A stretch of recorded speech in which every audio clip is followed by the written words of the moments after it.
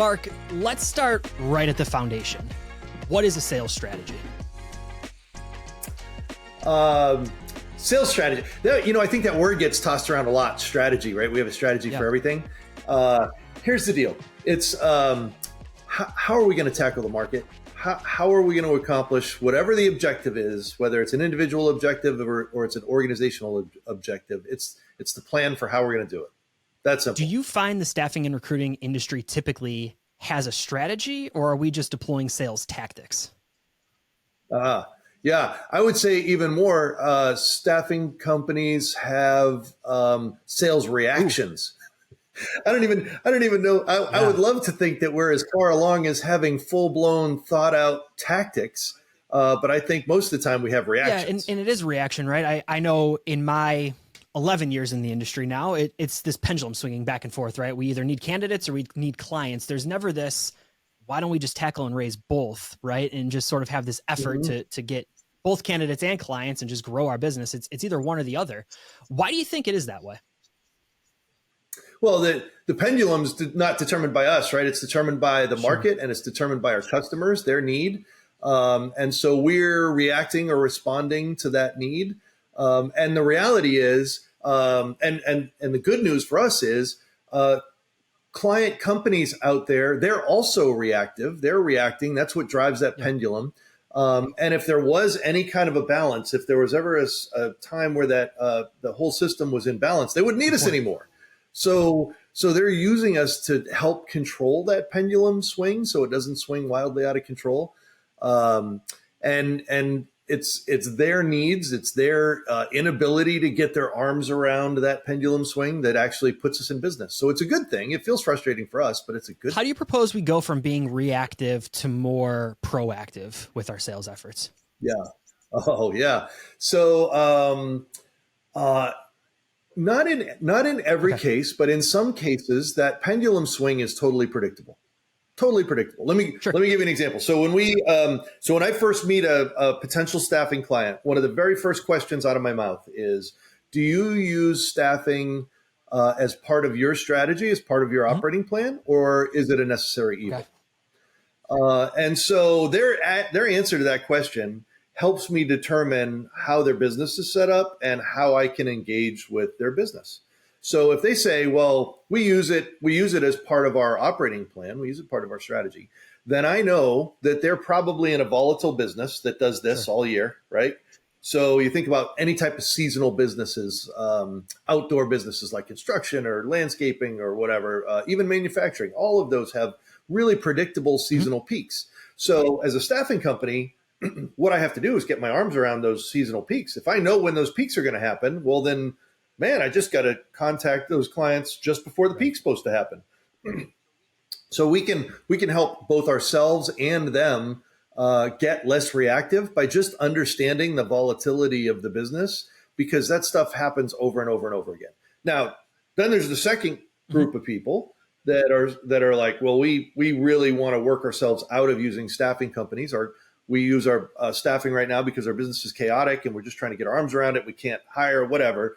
And by understanding that, by understanding where their challenges lie, is it in finding and sourcing candidates? Is it actually getting people on site? Is it managing the workforce?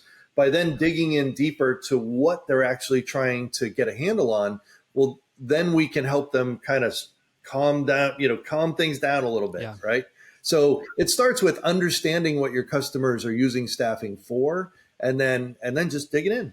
Yeah. Speaking of digging in, a lot of the calls that I'm a part of right now, I'd say 99% of them is the industry struggling to find clients, right? And struggling to sell. And my train of thought always goes back to, well, who are you selling to, right? Are you going back to former customers and former clients, someone who's a current client that you want to do more business with, or are you going to somebody who's never heard of you in the first place, who you need to educate on your organization, what makes you different? Are we going that route? Breaking it down that way, then you have very specific strategies to get to those people, right? Yeah. It's so I always think to myself, okay, if I were dropped into a staffing branch, or if I were dropped into a sales role today, how would I tackle it? So the very first thing that I would focus on is, who are you doing business with now? And can I get more business from that channel? That's Right. right. It's easier to get business from people you're already working with. So then, and while I'm pursuing that business, I'm asking for referrals. So everyone I'm talking to, I end the conversation with, hey, if you were me, where else would you go? Interesting. And see what I get. Right. Then I would go to who has my company or who has my business unit serviced in the past, either most recently or this time last year. So now I'm chasing stuff again. I'm trying to capture that seasonal volatility, but I'm also looking for, hey, who did we just lose, or who aren't we servicing? Then I'm going to stuff that I lost. So I'm looking at a pipeline. I'll check the last salesperson's pipeline, and I'll go into their pipeline and see what deals they lost. Is there anything I can recoup? And then I start networking, right? So who's in my network that again can give me referrals.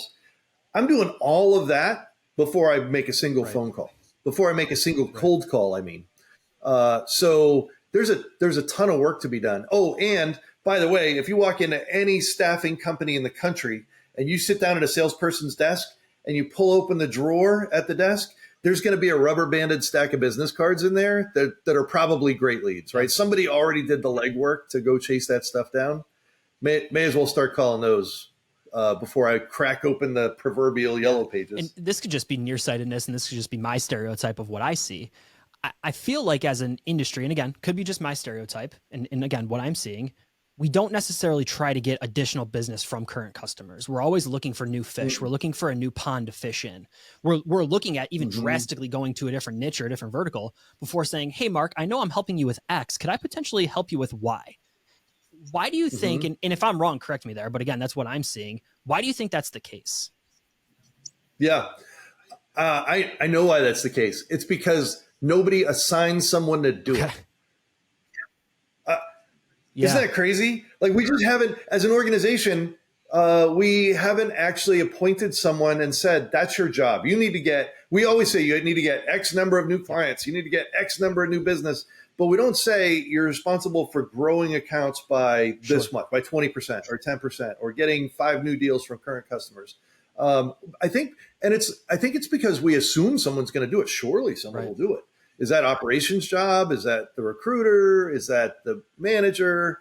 I think we just need to appoint somebody and say, go do it, and be super clear about it and chase it down. The other reason I think it's often not used as a metric or that it's not clearly assigned is because it's hard to measure. It's harder to measure. Did we get a 10 or 20% lift from this account versus did we bring in a new logo, right? So it's much easier to find new logos in our system. But anything that's assigned as a task and put out there and measured, it'll get done. You just got to do I'll it. say, so I sit on our account management team over here at Haley now, was on our digital team, made a shift over to the account management side of things. And again, just thinking personally, I love the account management side of things. I love knowing that we're working with someone who's already a current customer who already loves us. And I'm just thinking about, okay, how can we make that relationship better, faster, stronger? How can I better help your organization? How can we work through your challenges and just have a good conversation about it? For me, in my personality type, that works well for me. Now, me cold calling, it's not going to work well. I just know, again, my personality type. I am very outgoing, but I would prefer to have that deeper relationship with an individual. So again, I think, Mark, you're spot on. Appointing somebody and saying, listen, these are the 50 people, work these relationships, or 50 companies, whoever it might be, work these relationships, and let's elevate that. Makes total sense to me. The other, absolutely. The other thing that I think about is when you think about the relationship between sales and account management, they're two very different functions. So all sales, I use the tagline, all sales is a change. When you sell something to a company, you're changing something. You're changing a process, changing a vendor, so you're instituting change, right? Well, okay, we sell it, we get the deal, we start servicing the account, and our reaction is, don't change anything. Don't mess it up. Just keep it the same. Don't rock the boat. Don't be a disruption. Don't introduce new stuff because it's scary. We don't want to change anything.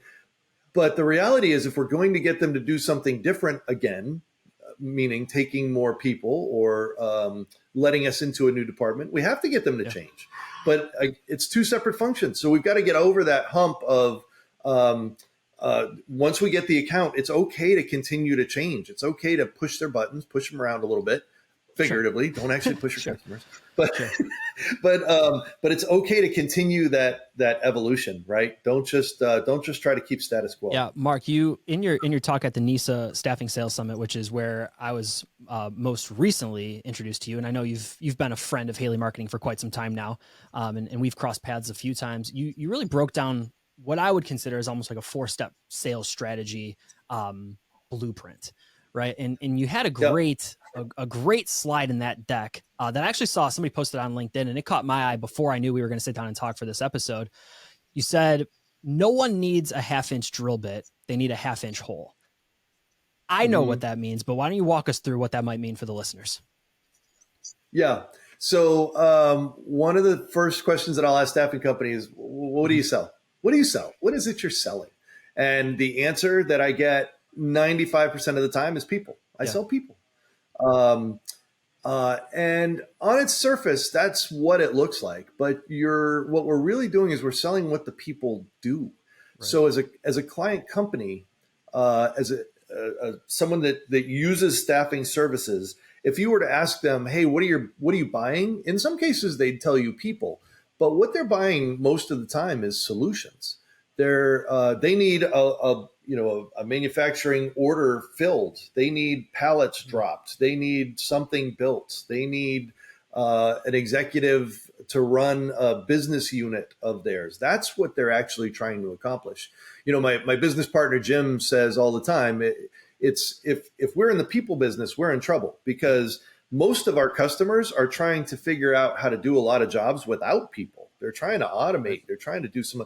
So that means that when we talk to them, we've got to be talking about the hole that they're trying to drill. What's the hole for? How big does the hole have to be? What are you going to do once you have the hole? Do you need a bunch of holes or just one hole? So that's the type, and it's really centering our conversation around their business, around what they're actually trying to accomplish, instead of dragging them into our business. People is our business. So every time we're talking about the number of people that we're sending, the bodies that we're sending, the workers that and I say bodies and selling people. I want you to know I say that respectfully, right? I know that we're putting to work people with families, and I have great respect for that. But the folks that we're sending out there, if we're having conversations around the numbers of people that we're sending and the hours that they work, then we're dragging our customer into our business. What we need to be having conversations about are the holes. What is it they're trying to accomplish? What are they trying to get done? What are they doing on behalf of their customer? And if we can focus on that, if we can make that our business strategy, is to make our customers' business better, rather than just focusing on the number of people we've got out, we're going to be way more successful. This reminds me of an Amazon analogy that I've painted before.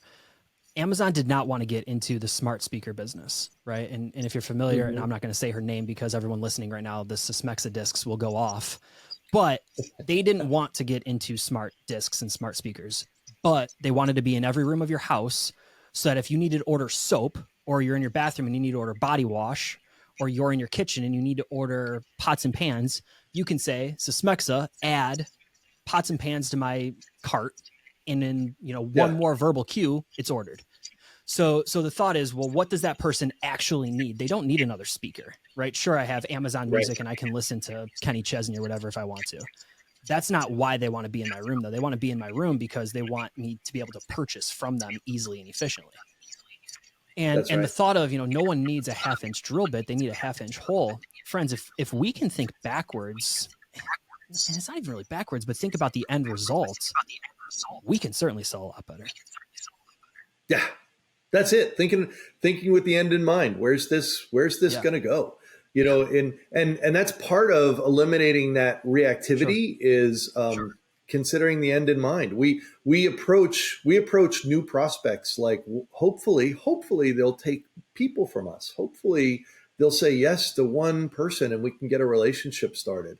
What we need to be thinking about is, hopefully we can help them accomplish their business goals. Hopefully we can help them fulfill their order to their customer. If we take it from that perspective, now we're talking their language, we're going to get a whole different reception than most staffing companies. Yeah, and I'm thinking over here, I don't know if it's a true differentiator, but it's definitely a differentiator when it comes to messaging. If you're saying it this way instead of, hey, we put great people to work.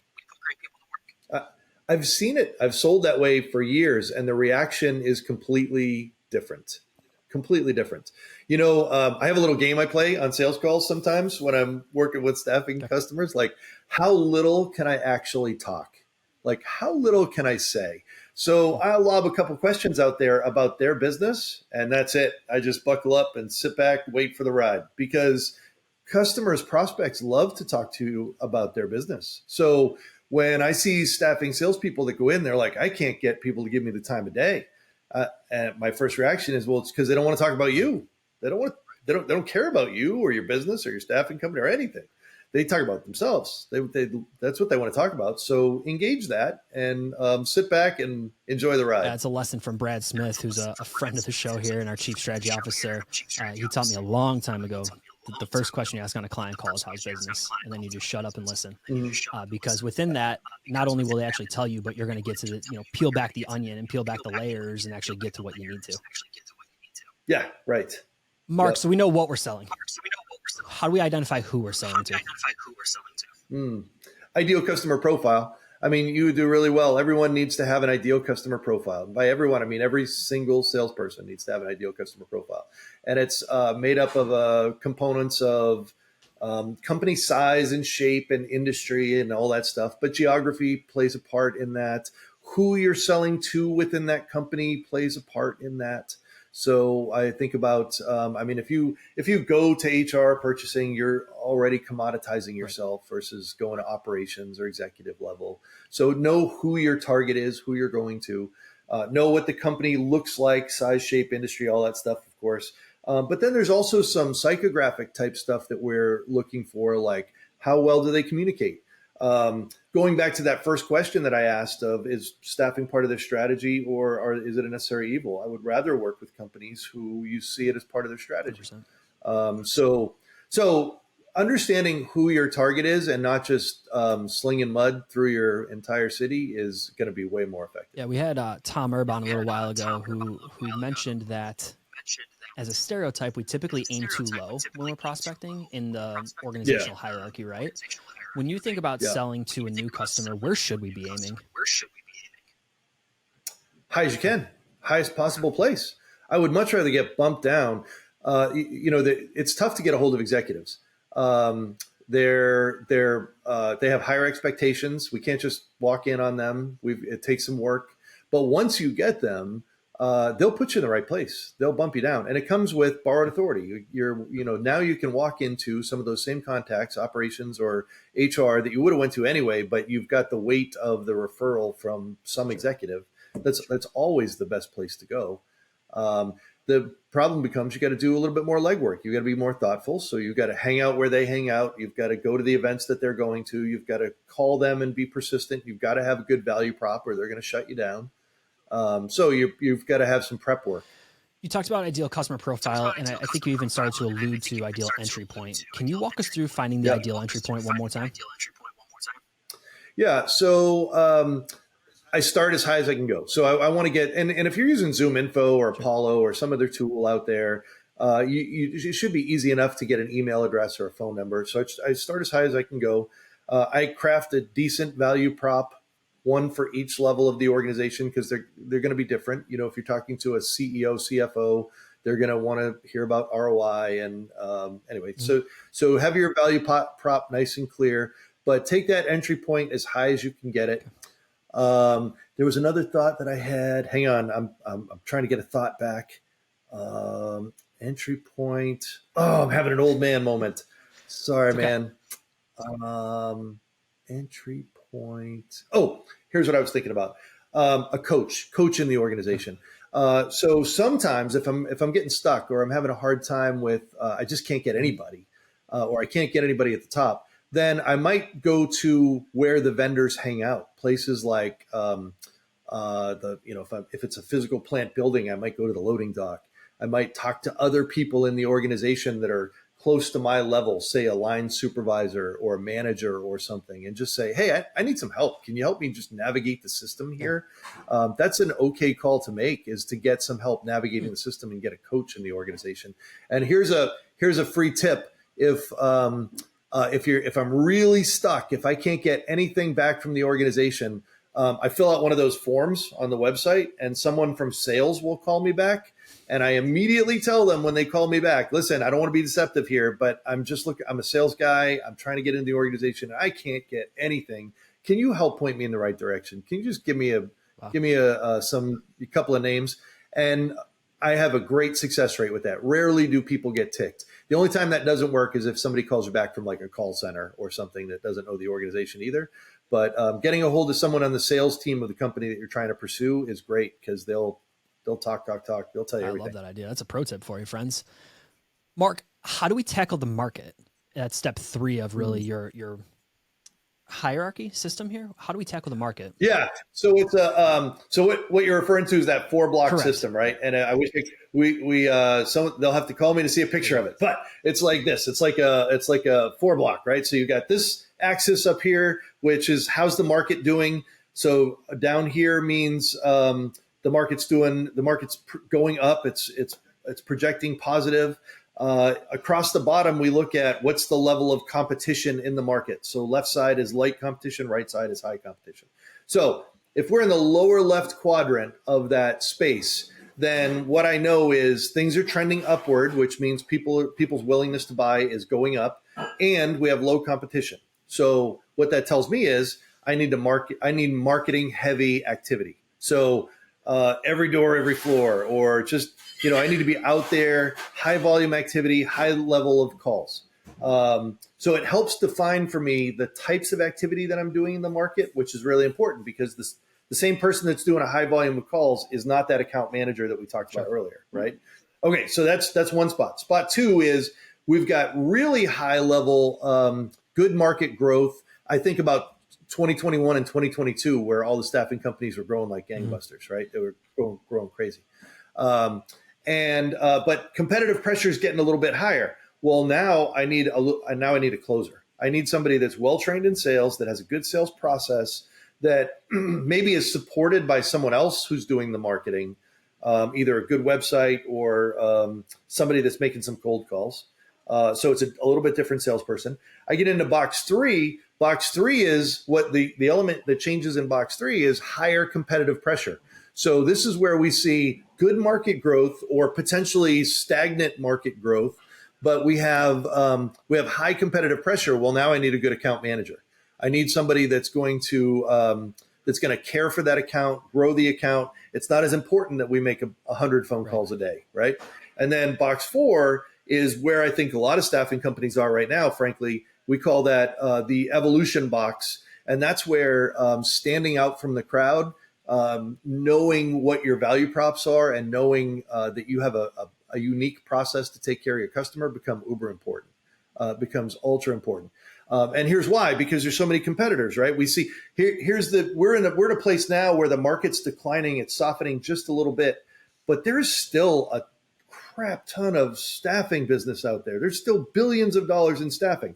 So if I can't get new staffing business on the street, I'm going to take it from my competitor. And so that's the box 4 theory. It's competitive pressure and pricing and business analysis. So friends, I know you're either listening to the podcast or you're watching the video here. If you want a copy of that grid and that display that Mark just alluded to, you can reach out to him. We'll put his contact information in the show notes or in the description here. You can click over, reach out to Mark for that. I found it incredibly valuable. And Mark, I appreciate you walking through that with us, without using the actual diagram and the assistance of a slide. Mark, the last thing that I want to talk about here before I let you go is really how we know if all this is working. And you had a quote from, again, the NISA Sales Summit, where you said, if you do not prioritize activity, people will do what they like or what feels good. And then you said, expectations without accountability are just suggestions. First off, couldn't agree more. But how do we know if any of this sales stuff is working? The dashboards don't lie. Okay. It's in your dashboards. And so then the next question becomes, well, how long do I wait? Not long. Not long. If any good salesperson dedicates even a reasonable amount of time, 60 to 80% of their time, to true sales activity, you'll see a bump on the radar in 2 weeks. Okay. 2 weeks. Now, if you're in professional executive placement, it's certainly going to take longer. but my background, a lot of it is industrial staffing, and so that's what I think about. But 2 to 4 weeks, the number of appointments you're sitting on will go up. That'll be the first indicator that you'll see, and then orders will start to come in. Orders start to come in, and then fulfillment after that. It does not take long. Weeks. And we got to look at the numbers. We have to obsess over the numbers. You got to look at the numbers. You got to look at the numbers. I think too often we operate sort of in goodwill. We operate in, well, we're doing something over here, and hopefully down the line, it's it'll lend to something. But I would agree, if you're not seeing success in 2 to 4 weeks, if you're not seeing at least some sort of leading indicator that says something is going to happen here, right? You don't have to close all the orders in 2 weeks, but if you don't have some sort of leading indicator saying, hey, what I am doing here or what I did then is impacting here, we need to change something up then, and we need to rework the system. You got it. That's it. If what you're doing now isn't working for a couple of weeks, then evaluate what you're doing. Because, that's it. Couldn't agree more. Mark, before I let you go, I want to run you through the rapid fire round if you got a couple minutes. I got a minute. Yeah, let's hit it. One book that has fundamentally changed your life. Oh.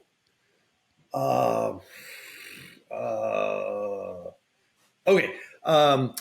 I would say that it doesn't apply to business, though.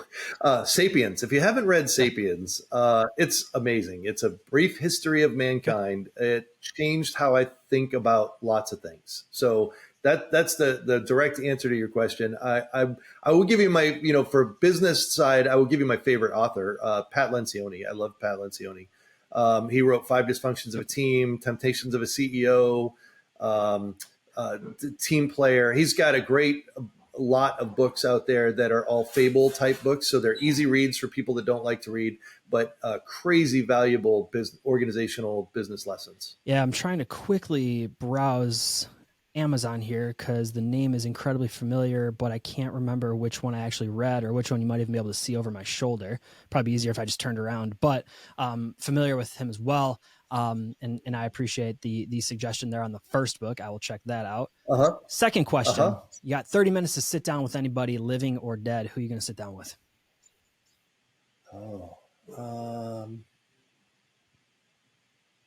My dad. It's a good answer, Mark.